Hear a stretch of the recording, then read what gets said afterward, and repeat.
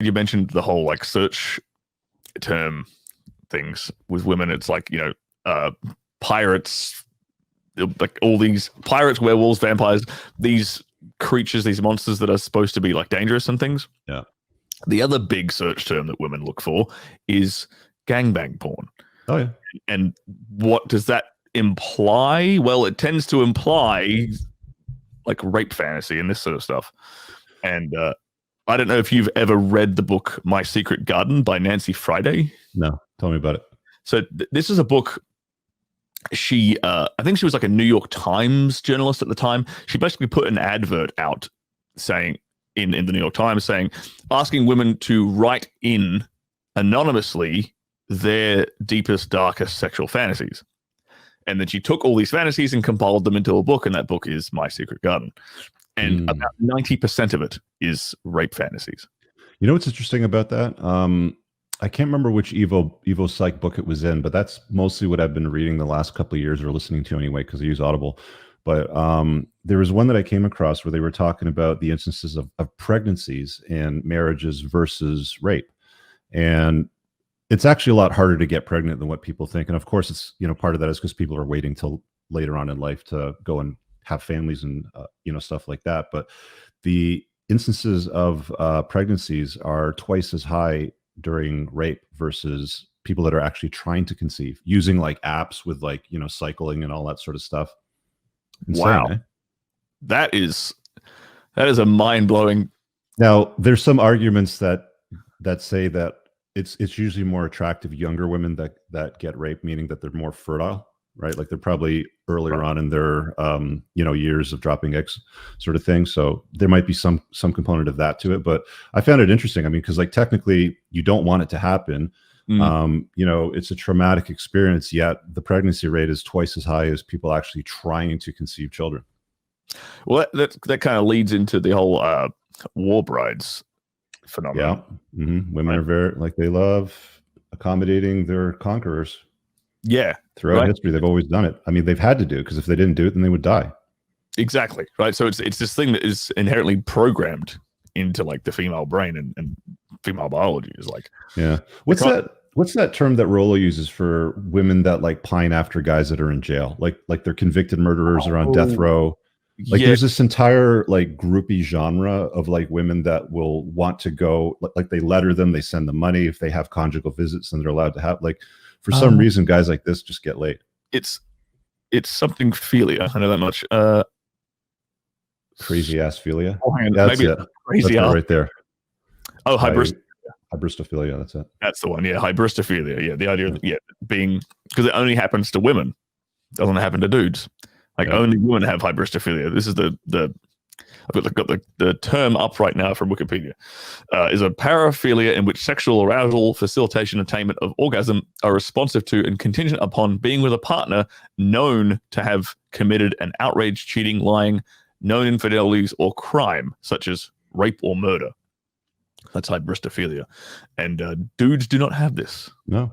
But hey, bro, men and women are the same. That's what they keep telling us. Exactly, 100% exactly the same. Right. And the whole war brides thing is sort of, I mean, just go back through history, you go back through time. It's like women have the capacity to fall in love with and pair bond to a man who has murdered her husband, probably raped her, and probably also killed her children with that previous husband. Yeah. I suppose it's got a lot to do with the whole capacity for violence and the demonstration of violence. Like Rollo said, it's DHV, like demonstrating higher value. It's also like, it's also part of the reason why, like, a woman would rather date a guy that lives with his wife than date a guy that lives with his parents in their parents' basement. Right. Oh, like, it's a whole pre-selection thing too, right? Oh, dude. I've on this channel, for those of you who might be new, I interview porn stars here in the studio with me. And I've had a couple of different examples. Because porn stars are pretty honest, if I'm being fair. The girls don't really have much to hide because they're already out on the internet. Like, everyone's seen their ass.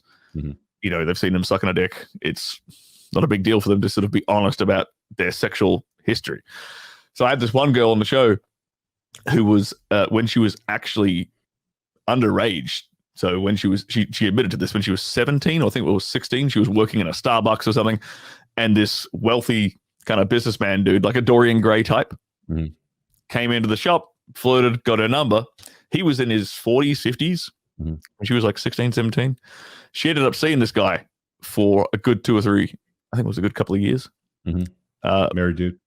Married with kids. Yeah. And I said, and you know, the whole idea of him being married with kids didn't phase her whatsoever. If anything, it made her, but she didn't know that initially. But if anything, it made her more attractive to him.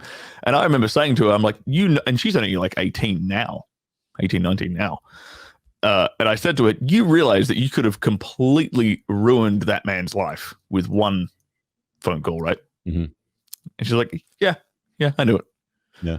She knew it. She was perfectly aware of the fact that she could just destroy his life because she was, you know, you'd actually be surprised how many guys I've talked to over the last couple of years that have been married for like 20 years. They got 4 kids, been with the same woman the whole time, but they have a notch count of like 200 during the marriage. Damn. You know, just because they're out there doing whatever they want and their wives just look the other way. See, women are very interesting, right? Like they actually talk so much about how they hate cheaters and all that sort of stuff, but they'll marry them, they'll have kids with them, and they'll look the other way while they continue to, you know, slam other women. As long as they continue to get the financial resources, the attention, and the protection, women are fine to share guys, right? You know, I don't know where it came from, but I first saw it in one of Rollo's books, but it's like, you know, women would rather share a high value alpha than be straddled with a faithful loser. Dude, and it's so true, right? It's so fucking true. People, I mean, I've did an episode on this before, and I talked to our mutual friend Paul Benjamin about this. The idea of like male and female jealousy being completely different. But what do you hear? Okay, like whenever a guy gets like jealous that his missus is probably cheating on him, right? What's the mainstream narrative response? It's, oh, you're insecure in your masculinity. Well, here's the thing: like insecurity is the female cause of jealousy, right? The idea that, oh, he's got me pregnant, but he's in love with somebody else, so he's going to provide all of his resources and protection to her. Right. I'm going to, like if we're talking evolutionarily back in caveman days, I'm probably going to die. If I'm pregnant and he's not there to protect me, I'm probably going to die. Yeah. So that insecurity that in terms of your inability to retain a high value man, that's where female jealousy comes from. But with male jealousy, it's a case of, oh, like I've spent my resources on this woman and the kid isn't even mine. She's cucked. Right. Paternity. Yeah. You want to make sure the kid's yours, because women always have 100% assurance of paternity because they're carrying the child. They know it's theirs. It's just who's the father now. Exactly. And it's and this talks a bit about, this kind of relates to solipsism, right? The idea that women sort of always perceive the world through their subjective lens. They're utterly incapable of seeing it through the masculine lens. Exactly. And so whenever the idea of jealousy comes up, they immediately default to their perception, which is insecurity. But with dudes, like dudes can get jealous without being insecure. It's not related to insecurity with men. It's related to like loss of investment. Yeah. You can go out and, you know, have a threesome with a couple of, you know, garden tools and come home to your wife and your kids and, you know, still lie in bed next to your wife and kiss her goodnight and love her to bits, right? And still love her and still be committed to her. That's the thing. Guys have that capacity, but women don't. But women think that they do because they've been told that they can be guys. So they go out there trying to cheat on their husbands, and they have this like internal conflict in their own DNA. It's so bizarre. Dude, that is exactly it. And I'm glad you mentioned that, because so I've had this experience on set, right? And I mentioned this on my last interview with when I had a porn star in here. And it was like, I'll notice this when I'm on set with a girl, if I'm shooting with her, and if I know that she has a boyfriend, a husband, a partner, or is just sort of dating a guy who is high value, who she perceives as being her best option, I can tell straight away, because she's not there, she's not present with the sex. It's a chore, it's a job for her, because in her head she has this lingering guilt of like, man, I don't really want. I'd rather have that dick my guy's dick in me than random sterling porn star dick.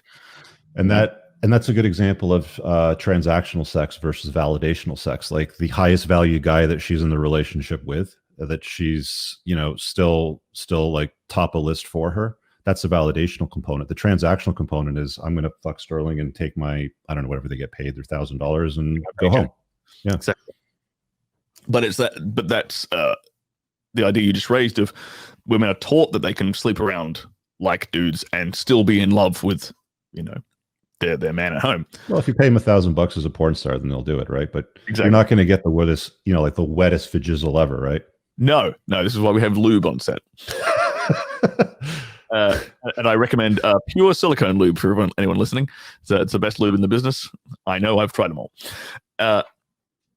But because this comes up when I'm talking to porn stars about like relationships and things, and why what tends to happen is a porn star will get into a relationship with a civilian dude, and then the guy is like, oh man, this is great. They're sort of seduced by the allure of fucking a porn star. They're seduced by the potential of amazing sex. Like, this is going to be the best sex I've ever had, and I can brag to my friends about banging a porn star, etc. Right?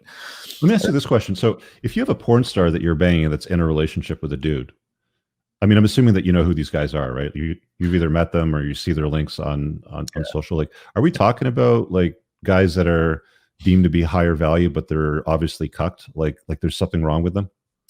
Well, it's not all of them date other porn stars. Mm-hmm. So some of them are in relationships with male talent, and they tend to be high value male talent. They tend to be like some of the best dudes in the industry. Okay. We'll lock these chicks down. Like top tier dudes tend to date top tier girls.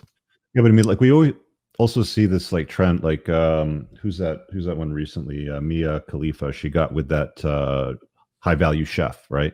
I don't know what he does for a living, but I think he's a chef or something like that. You know, but she abandoned her porn career to go and enter his frame. But at the end of the day, I mean, the guy's basically a cuck. Like, even if she's not getting banged by other guys right now, she spent her, you know, her time, and that's how she's known. Her best years. She's been her best years getting railed out for very little money. Yeah. And what you'll see is girls will belittle each other for that. For if a girl falls for a dude, a high value dude, and she's like, I would rather be with this guy than do porn, and drops out of the industry, all the other porn girls will shame her for it, or they'll specifically shame the dude. They'll be like, you're being domineering, you're making her make bad life choices, you're making her you're controlling. Yeah, you're controlling. Like, they're trying to justify their own shitty life choices by demeaning someone who's actually making a better life choice. Like, if we're being honest, like if she's found a guy who wants, like, you know, tit for tat, if she's found a guy who's into her, who's got the frame, and she's like, all right, I'm going to leave all this shit behind because I want to be with you. Well, that's far better than her sticking around in porn and being with him at the same time. Because what happens is these dudes get into relationships with these chicks, and then 6 months later, the honeymoon phase wears off, and the guy's like, I'm actually not comfortable with my chick sucking dick all the time for a living. And then the ultimatum comes up, and they tell the girls, oh, look, it's either me or the porn. Right. Rather than doing it at the very beginning of the relationship, which if they're gonna date a porn star, they should probably do it there. I would probably advise against dating. Yeah, like, and that's the innate hardwiring with men, right? Like, they want to know that she is only banging you because of the assurance of paternity. That's why guys get jealous. So he's trying to cut off that path. And of course, I bet a lot of these guys that are dating porn stars that aren't porn stars themselves, and they pull them out of porn, they're probably very successful. They make bank. And at the same time, they're like, look, I think you've had enough of the carousel. I don't want, guys running a train on you every week. Let's call this a day and I'll take care of you financially. And then they go and, do some born again Christian shit, have a baby, like Jenna Jameson, right? And then offer their opinions all the time on social media, like anybody should care, but yet they still get millions of followers on it. Well, who was recently, if anyone is familiar with Logan Paul, who's a YouTuber, he has a guy who's sort of in his crew. I think his friend's name's Mike or whatever, and his friend Mike, who's on his YouTube channel all the time, he has been dating Lana Rhoades recently, who is like this year, who's like she's the top searched porn star on the planet right now. And he's been dating her, but she hasn't shot for porn for like fucking forever. But these girls still make money off their OnlyFans and stuff, you know? So it's sort of the guys, what happens is the girls date them, just don't marry them.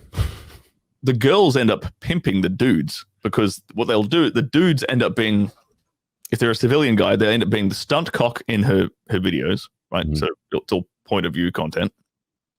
Then the dude, sometimes they'll tend to shack up. This is what I see with guys who are civilians that marry porn chicks. The dudes tend to do all their video editing, all the photography for them, all the filming for them. They manage their website. They manage their inventory when they're selling panties and things. So they're shipping out dirty panties to some random dude on the internet. Dude, I was having this conversation with my friend Sarah J when I was in Miami with her. She doesn't have a partner, but she's like a team of like 12 people helping her out, man. She's a fucking empire. But she has one personal assistant who is dedicated to selling her panties. That's her entire job. She buys like a pack of 10 panties. They cost her maybe $2 a pop or something. And then she'll wear them for like a day and then sell them for $50. I bet there's panties that go out she doesn't even wear. He probably puts them on. He probably puts them on, blows a fart, sweats in them for a little bit, then ships them off in the mail. These are used. Here, you can have these, buddy. Oh God, I hope not. Sweaty balls. We're laughing because it's true.